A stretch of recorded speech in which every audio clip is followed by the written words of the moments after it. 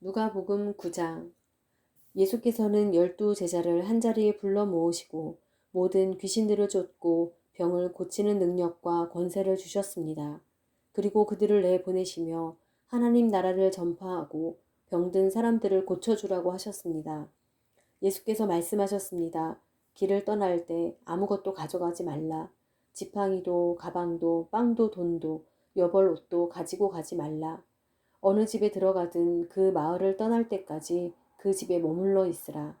만약 너희를 맞아주지 않으면 그 마을을 떠날 때 그들을 거스르는 증거물로 발에 붙은 먼지를 털어버리라.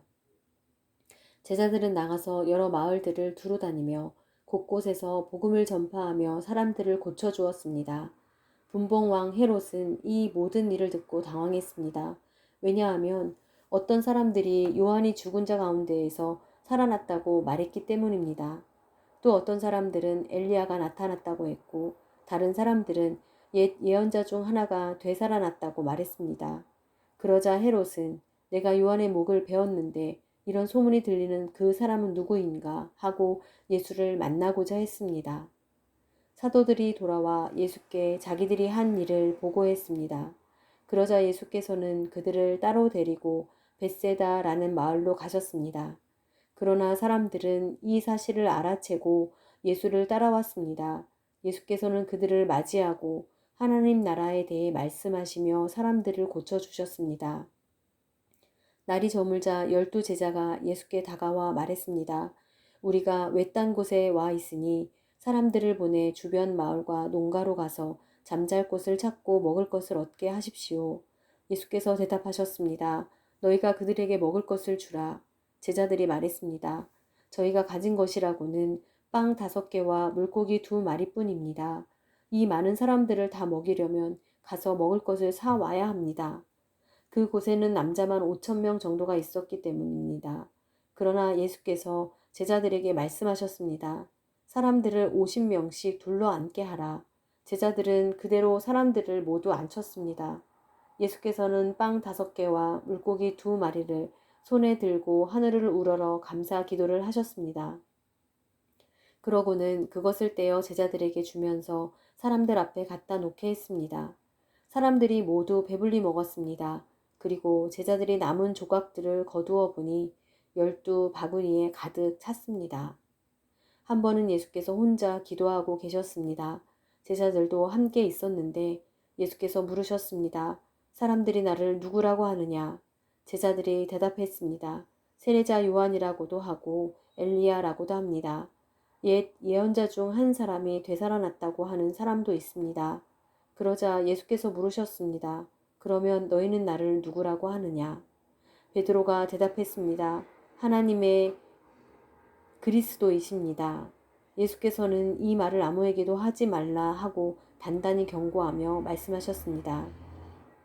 인자가 많은 고난을 받고 장로들과 대제사장들과 율법학자들에게 배척받아 끝내 죽임당하고 3일 만에 살아나야 할 것이다. 그러고는 그들 모두에게 말씀하셨습니다. 누구든지 나를 따르려면 자기를 부인하고 날마다 자기 십자가를 지고 따라야 한다. 누구든지 자기 생명을 구하려는 사람은 잃을 것이요. 누구든지 나를 위해 자기 생명을 잃는 사람은 구하게 될 것이다. 사람은 온 세상을 다 얻고도 자기를 잃거나 빼앗긴다면 무슨 소용이 있겠느냐.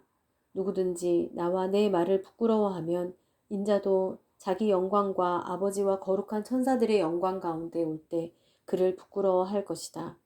내가 진실로 너희에게 말한다. 여기 서 있는 사람들 가운데 죽기 전에 하나님 나라를 볼 사람이 있을 것이다.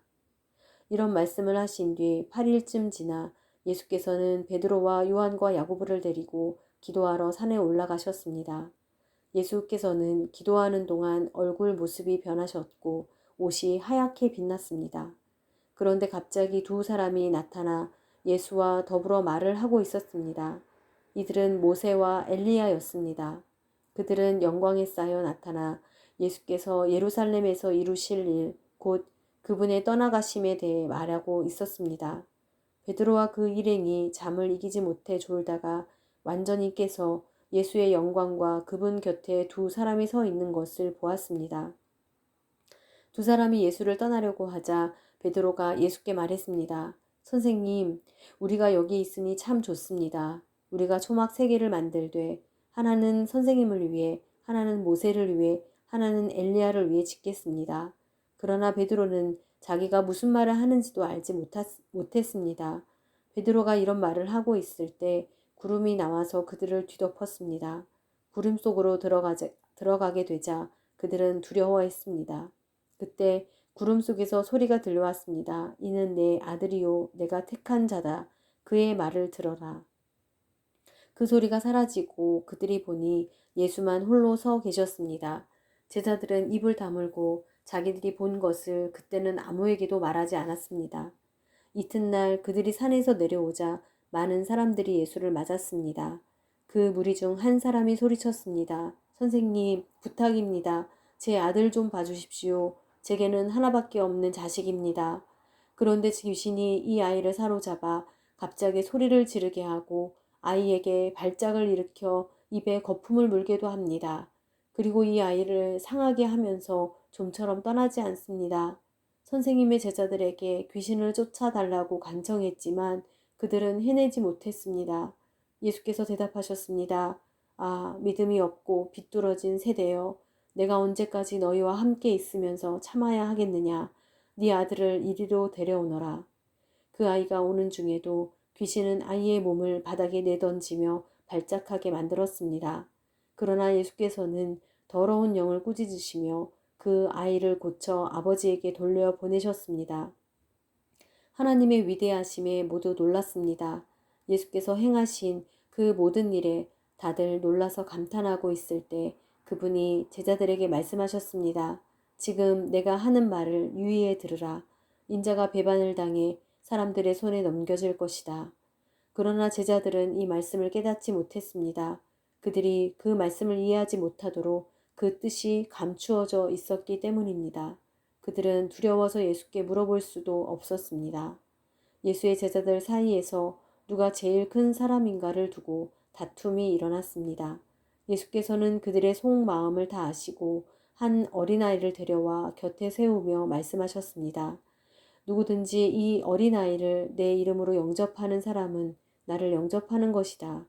또 누구든지 나를 영접하는 사람은 나를 보내신 그분을 영접하는 것이다. 너희 가운데에서 가장 작은 사람이 가장 큰 사람이다. 요한이 물었습니다. 선생님, 저희가 선생님의 이름으로 귀신을 쫓는 사람을 보고 우리와 함께 따르는 사람이 아니라서 못하게 막았습니다. 예수께서 말씀하셨습니다. 그를 막지 마라. 누구든지 너희를 반대하지 않는 사람은 너희를 위하는 사람이다. 예수께서 승천하실 때가 가까이 오자 예루살렘으로 가실 것을 굳게 결심하셨습니다. 그리고 예수께서는 사람들을 미리 앞서 보내셨습니다. 그들은 가서 예수를 모실 준비를 하려고 사마리아의 한 마을에 들어갔습니다. 그러나 그곳 사람들은 예수를 반기지 않았습니다. 예수께서 예루살렘으로 가시는 길이었기 때문입니다.